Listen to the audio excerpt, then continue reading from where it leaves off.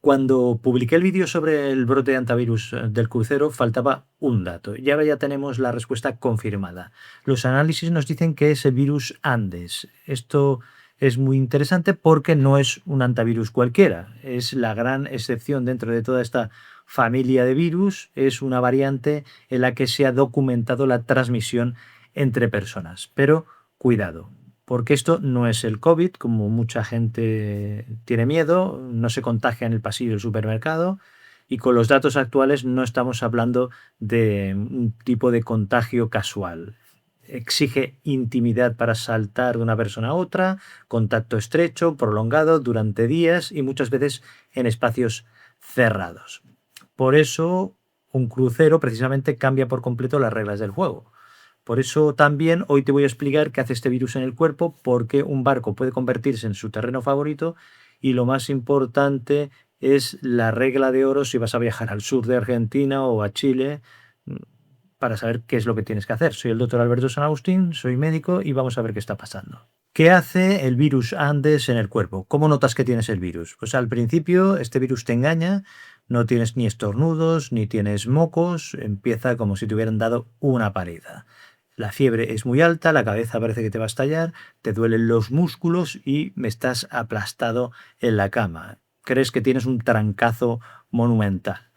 Pero luego pasamos a la segunda fase y aquí el pulmón es cuando empieza a fallar de golpe. Esto puede desencadenarse en unas horas, la tos baja al pecho, empiezas a sentir como si respiraras bajo el agua, los vasos sanguíneos del pulmón van perdiendo líquido, como si las tuberías de casa reventaran y inundaran el salón. El aire no entra y el corazón no da abasto.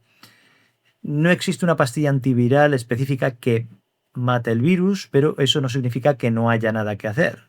Lo que salva vidas es llegar pronto, vigilar el pulmón, controlar los líquidos y apoyar la respiración si hace falta con medios adicionales o mecánicos. Por eso es muy importante no esperar a estar grave y reconocer el contexto a tiempo, es decir, la situación que nos hace sospechar que este es el problema. ¿Por qué el crucero es un escenario perfecto? Bueno, este virus es como si fuera un motor diésel. Necesita calentarse para ponerse en marcha, para arrancar. Es decir, que no te contagias por cruzarte a alguien en la cubierta del barco. Necesitas días de roce continuo, compartir un camarote que sea pequeño, dormir cerca, cuidar a alguien con fiebre, tener contacto estrecho con las secreciones de la persona. El barco es como una olla a presión perfecta para el virus. Por eso han montado un dispositivo tan estricto.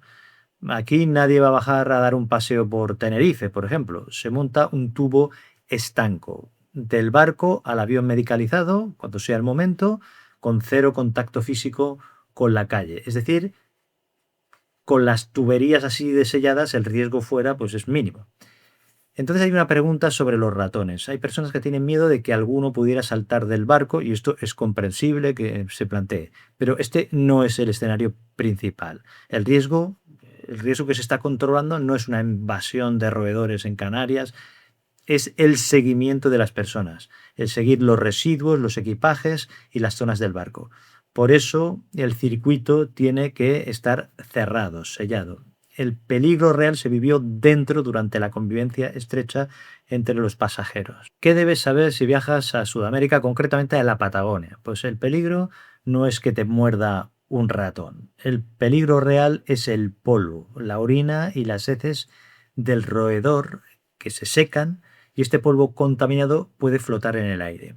Imagínate que entras en una cabaña que lleva meses cerrada. Pues no te pongas a barrer en seco. Es como si respiraras el polvo de cemento de una obra sin llevar mascarilla. El virus entrará directo en los pulmones. Entonces, ¿qué hacer? Pues en este caso habrá que ventilar primero, abriendo puertas y ventanas, echar agua con lejía a las superficies y no levantar polvo al limpiar. Esto ya lo dije en el vídeo anterior, pero recuerda algo importante. No siempre los síntomas aparecen al día siguiente.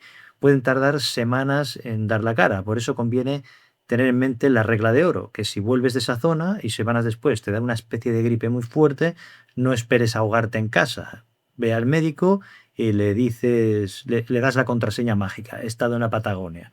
Entonces esta simple frase ya encenderá las alarmas del médico y esto puede cambiarte el diagnóstico y salvarte la vida. ¿Estamos ante una nueva pandemia?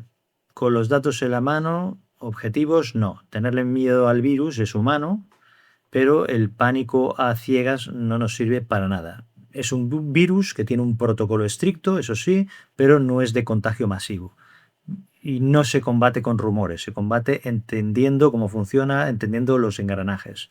Roedores en zonas concretas, polvo contaminado, contactos muy estrechos, tiene una incubación larga, que ya la comentamos, y una vigilancia sanitaria. Eso es lo que hay que mirar y lo que hay que tener en cuenta. Entonces vamos a seguir vigilando el barco de cerca y si las tuberías cambian, pues entonces volveré y te lo cuento. Te dejo el vídeo anterior aquí arriba, por aquí arriba y el próximo vídeo, si hablo del tema, lo pondré por debajo. Un abrazo, cuídate y nos vemos.